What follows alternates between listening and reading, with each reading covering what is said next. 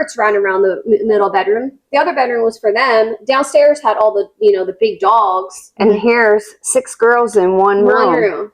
But I remember. So anyway, when you were working, bagging stuff when you were at early age, I remember when I got my first job. I was 14 years old at McDonald's. I got my first job. I had to give them half of my paycheck, and they were telling me that they were teaching me responsibility of taking half of my money and stuff like that. And there was that's the same thing when I went to Burger King and I was 13. And I think 13, 14, you had to give them half of the money and everything like that.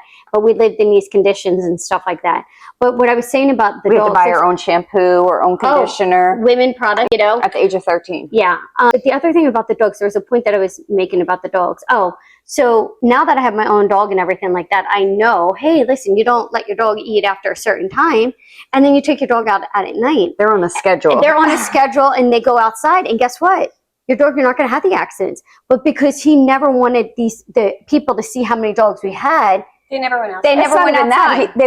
He was fat and lazy. Okay, we didn't even get into how we felt caged. These animals physically were caged. Yeah. You didn't get into when you guys were punished and you were caged in the basement where you couldn't leave. Well, these animals were caged in the basement. They could not leave the basement. Yeah. They could not go outside. Their lives. The one day I remember nobody was at home and I was like, I'm taking you guys all out one by one. I took the dogs outside to the backyard and there was 20 of them running around, so happy to be running around. I couldn't imagine. And that was the first time I think they've ever been outside.